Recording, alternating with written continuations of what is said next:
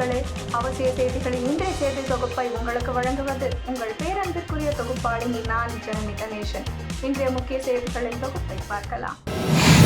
தமிழ்நாட்டுக்கு தொழில் முதலீடுகளை ஈர்ப்பதற்காக அரசு முறை பயணமாக ஜெர்மனி, இங்கிலாந்து நாடுகளுக்கு சென்றுள்ள முதலமைச்சர் ஸ்டாலின் இங்கிலாந்து மந்திரி கேத்தரின் வெஸ்டை சந்தித்து பேசியுள்ளார். இது தொடர்பாக முதலமைச்சர் பதிவு ஒன்றில் கூறும்போது, லண்டனில் இங்கிலாந்து மந்திரி கேத்தரின் வெஸ்டை சந்தித்து பசுமை பொருளாதாரம், கல்வி, ஆராய்ச்சி, திறன் மேம்பாடு மற்றும் கடல்சார் இணைப்பு ஆகியவற்றில் உள்ள வாய்ப்புகளை பற்றி விவாதித்தோம். புதுப்பிக்கத்தக்க எரிசக்தி, மின்னியக்கம், தகவல் தொழில்நுட்பம் மற்றும் உற்பத்தி ஆகியவற்றில் தமிழ்நாட்டின் பலங்களை எடுத்துரைத்தேன். மேலும் நிலையான மற்றும் எதிர்காலத்திற்கு தயாராக இருக்கும் பொருளாதாரத்தை உருவாக்க இங்கிலாந்தில் ஒத்துழைக்க அழைப்பு விடுத்தேன் என தெரிவித்துள்ளார்.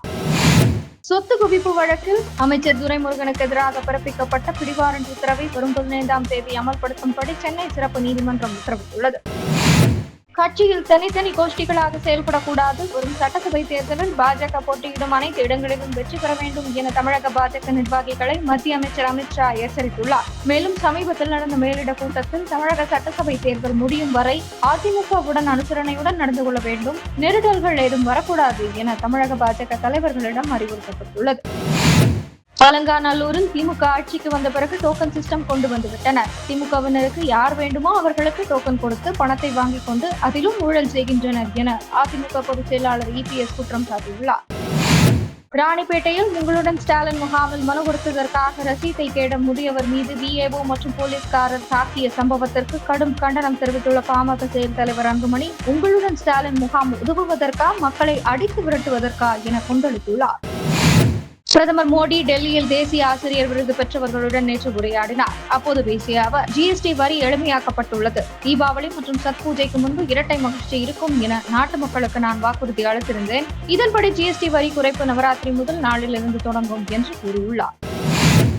இந்திய குடியுரிமை பெறும் முன்பே வாக்காளர் பட்டியலில் காங்கிரஸ் முன்னாள் தலைவர் சோனியாவின் பெயர் இடம்பெற்றது தொடர்பாக FIR பதிய கோரி டெல்லி கோர்ட்டில் வழக்கு தாக்கல் செய்யப்பட்டுள்ளது.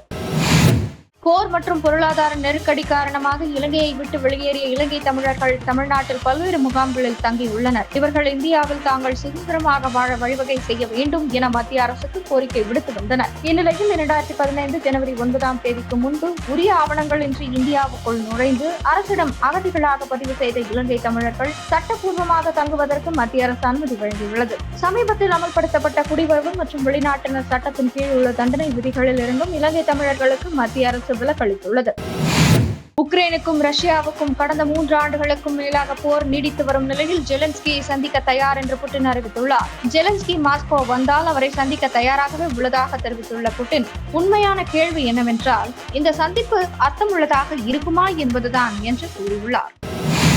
சீனாவின் பிரம்மாண்ட ராணுவ அணிவகுப்பில் ரஷ்ய அதிபர் புட்டின், வடகொரிய அதிபர் கிம் ஜாங் உன் ஆகியோர் கலந்து கொண்டதை விமர்சித்துள்ள அமெரிக்க அதிபர் டொனால்டு டிரம்ப், அமெரிக்காவுக்கு எதிராக நீங்கள் சதி செய்யும் போது புட்டின் மற்றும் கிம் ஜாங் உன் ஆகியோருக்கு எனது மனமார்ந்த வாழ்த்துக்களை தெரிவித்துக் கொள்ளுங்கள் என்று தெரிவித்துள்ளார்.